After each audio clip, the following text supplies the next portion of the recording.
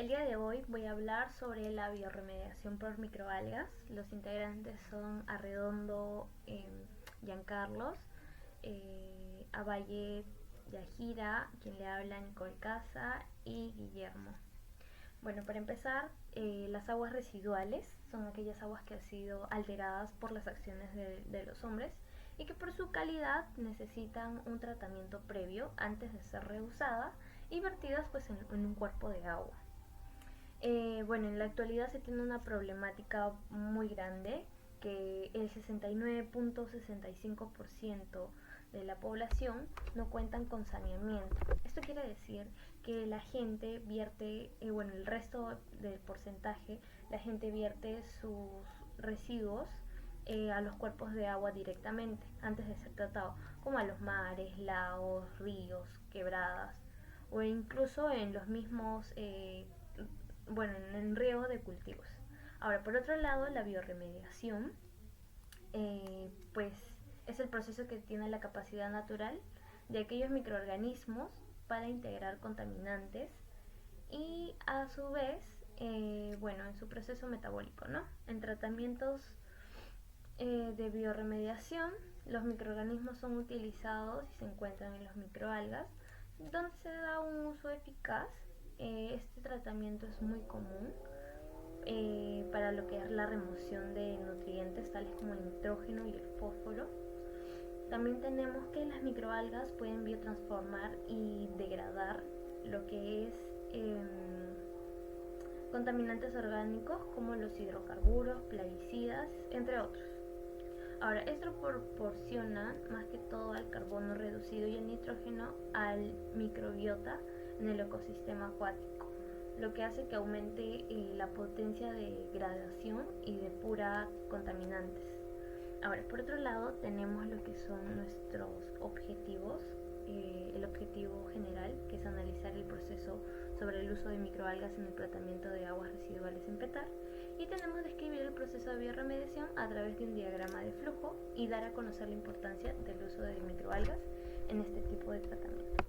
Le doy pase a lo que es mi siguiente compañero. Bueno, ahora voy a hablar de la identificación de gases. Por un lado, hemos identificado que nuestra PETAR cuenta con los gases de metano, sulfuro de hidrógeno, amoníaco, cloro y ozono. Bueno, el metano es una concentración elevada que puede escapar del agua produciendo un peligro de explosión, ¿ok? En aguas confinadas o poco ventiladas. Estos gases pueden más que todo filtrarse a áreas poco confinadas, donde alcanzan concentraciones peligrosas, el cual genera el 5% de las emisiones totales en todo el mundo. Ahora, en cuanto al sulfuro de hidrógeno, pues este se genera en plantas de tratamiento de aguas residuales. Bueno, se forma a través de una reacción biológica, el cual es a través de una fermentación anaeróbica, el cual anestesia el nervio olfático. Ahora, tenemos también lo que es el amoníaco, que es un constituyente muy común en aguas residuales sanitarias. Esto es un resultado más que todo directo de las descargas de efluentes domésticos e industriales. La hidrólisis de urea y la degradación biológica de aminoácidos y otros compuestos orgánicos nitrogenados. También por otro lado tenemos el cloro, que si se bombea gas cloro en agua y permanece en contacto con ella, se generan lo que es el ion hipoclorito y el ácido hipocloroso. Entonces ambas son capaces de oxidar y corroer la materia orgánica y los microorganismos. Por otro lado tenemos el ozono, que es un gas natural que se descompone en el agua y desencadena lo que es la formación radicales libres con gran capacidad de oxidación, destruyendo agentes patógenos y degradando sustancias químicas para facilitar su remoción.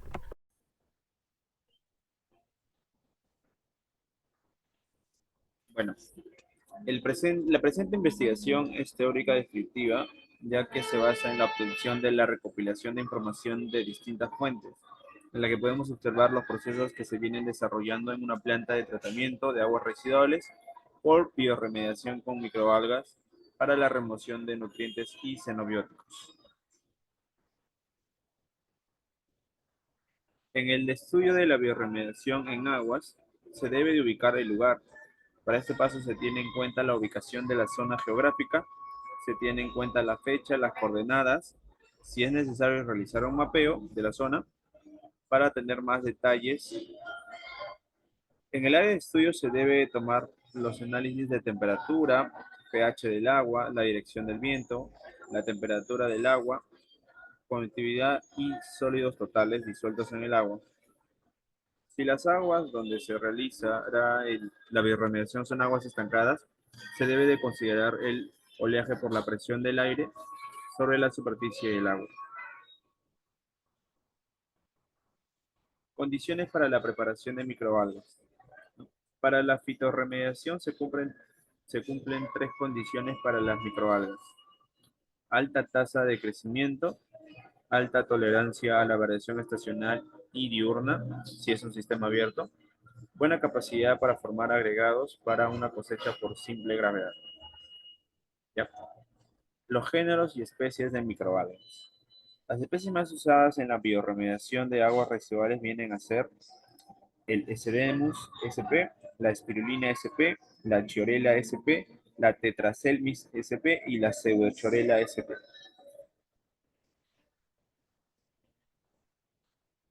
La recolección de muestras de aguas, ¿no? Los muestreos de agua se realizan según las normativas, al igual que el manejo de muestra y conservación. Principalmente el proceso de la recolección de muestras usa recipientes curados en frasco de vidrio, oscuros si se requiere, para algunos tipos de análisis. También se realizan los análisis de parámetros y físicos químicos. El análisis y la caracterización de agua. Ya en el laboratorio se acondicionan las microalgas, se cultivan según el método a utilizar, pero el proceso consiste en cultivar por población. La población que presenta más adaptabilidad a las condiciones son las más adecuadas. Determinación de crecimiento de la cepa. Las microalgas pasan por un proceso de cultivo en las cuales se escogen las mejores y se desertan las otras, con la finalidad de tener una buena población. El proceso de crecimiento es por nutrientes. Con el tiempo se ve la elección de las especies de las microalgas con el propósito de brindar una biomasa. Al finalizar el proceso de crecimiento de la población y tener un detalle de todos los datos de este proceso, se debe considerar que la población estará lista para el transporte a las zonas de acondicionamiento final, para luego ser inoculadas al espacio donde se van a biorremediar. Acondicionamiento de la cepa. El acondicionamiento de las microalgas debe ser con las características fisioquímicas analizadas al principio del proceso. Deben de acoplarse a esas condiciones. Toma tiempo dependiendo de las condiciones. En este proceso se agrega nutrientes y enzimas para fortalecer y acelerar su crecimiento, pero al finalizar ya estarán listas para la implementación. Implementación al sistema de tratamiento. Para este proceso se debe tener en cuenta las normativas de transporte. Se debe de llevar con cuidado hasta las instalaciones donde se biorremediarán. Este proceso consiste en inocular en ciertos puntos, estableciendo la dirección donde sopla el viento para su distribución en toda la superficie del agua, ya sea en aguas lénticas o áreas especializadas para la biorremediación. Determinación de remoción de la cepa. Al finalizar el proceso, estas microalgas aumentaron su población y se debe recolectar para que la población siga creciendo y cumpla su función. Estas microalgas se acumularán y se desecharán en zonas especializadas. El proceso consiste en acumularlos y reemplazar con nuevas cepas de microalgas, porque estas microalgas absorben metales pesados u otros contaminantes. Al finalizar, se analizarán los resultados con los equipos correspondientes. Bueno, le doy pase a mi compañera.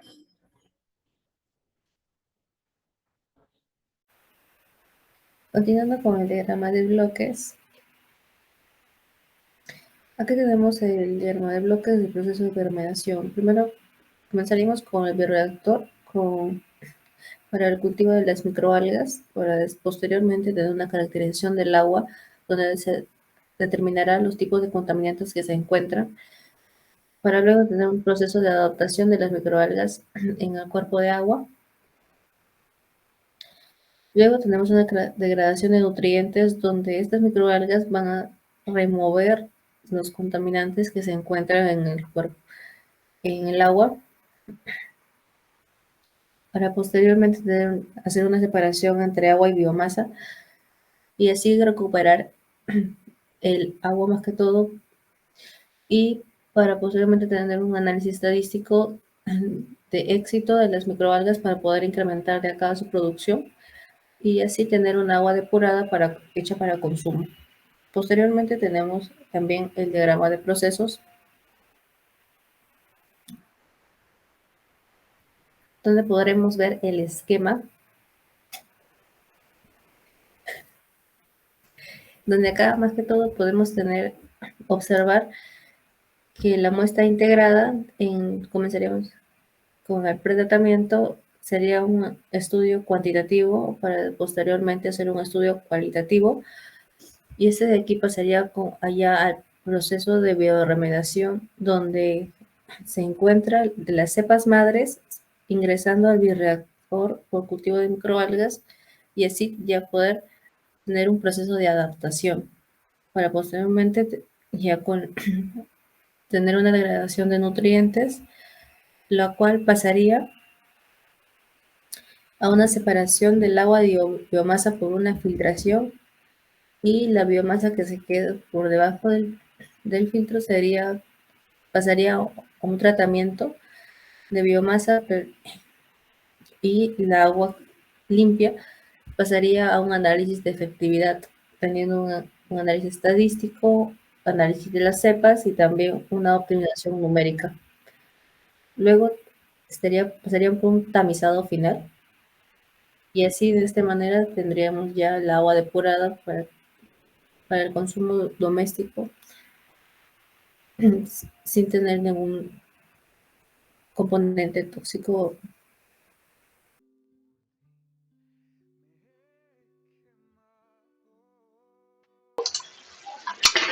Hola, ¿qué tal? Buenos días, profesor. Buenos días, compañeros. En esta oportunidad voy a explicar lo que es el cultivo de microalgas mediante bioreactores. ¿Qué sucede acá?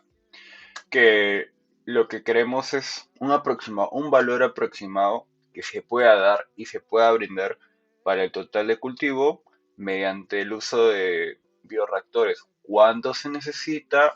¿Cuál es la densidad celular que se le va a hacer ingresar a estos bioreactores? Y los números de días de cultivo. Que el tope mínimo es de 2 días, pero lo que se busca es trabajar con 3. ¿Para qué? Para darle mayor aumento. El pH viene a ser lo mismo para todos, de 7 a 9, no puede ser ni menos ni más, tiene que mantenerse en ese rango. Igual las temperaturas, tanto entra hasta un tope de 35 grados Celsius y hasta un mínimo de 16 grados Celsius, que viene a ser para el tema del secado. Ahora, lo que es la radiación es cuánto de radiación UV se aporta mediante estos bioreactores, de la cual viene a salir un total. ¿Y qué se genera acá? Acá se genera más que todo el total de cultivo, pero de manera diaria. ¿En qué nos basamos? Nos basamos en el número de bioreactores por la densidad celular, más la suma entre la radiación dividida entre los números de días. ¿Por qué la radiación dividida entre los números de días si la radiación debería ser igual para todos? Lo que pasa es que queremos sacar un aproximado de cuánto sería el total de cultivo diario según lo que pueda absorber esa microalga mediante esos 300 que se puede perder en el tema del proceso del cultivo. Ahora, lo que sacamos de cálculo, por ejemplo, en un bioreactor ingresándole una densidad de 35 por 3 días, con una radiación de 300, sale el total de cultivo diario de 135. ¿Y cuánto viene a ser el total en los 3 días? 405. Igual va con dos bioreactores. ¿Cuánto viene a ser 720? Viene a ser casi un aproximado del doble. En 3 bioreactores también viene a ser un aproximado más de 4 veces el uso de uno más. Ahora, eso vendría a ser más que todo la explicación de ¿Cuál sería la medida que deberíamos utilizar para aumentar la producción de bioreactores? Diré, para aumentar la producción de microalgas, en la cual se genera de esta manera. Ahora, ¿cuál es el fin de esto? Que estas microalgas se alimenten no solamente mediante los bioreactores, sino que se alimenten de estas aguas residuales en la cual van a absorber lo que es los nutrientes que vienen a ser fosfatos, nitratos, metales pesados. ¿Y qué sucede? Que mediante ellos van haciendo una fotosíntesis de manera natural que se genera en esta agua. Se genera que se purifica, que se puede utilizar para diversos usos como la agricultura, para el uso diario, para regar plantas, etc. Hasta también se podría utilizar como para el consumo de los animales, si es que entra en un rango óptimo. ¿Y qué sucede con esta biomasa? Puede ser usada para diversos fines, como el tema alimentario. ¿Por qué? Porque las microalgas cuentan con bastante proteína. También puede ser utilizado que esta biomasa se pueda transformar en un biogás. Ya ser un residuo orgánico, se puede realizar esa transformación. Y bueno, eso sería más que todo la explicación de este Excel. Muchas gracias.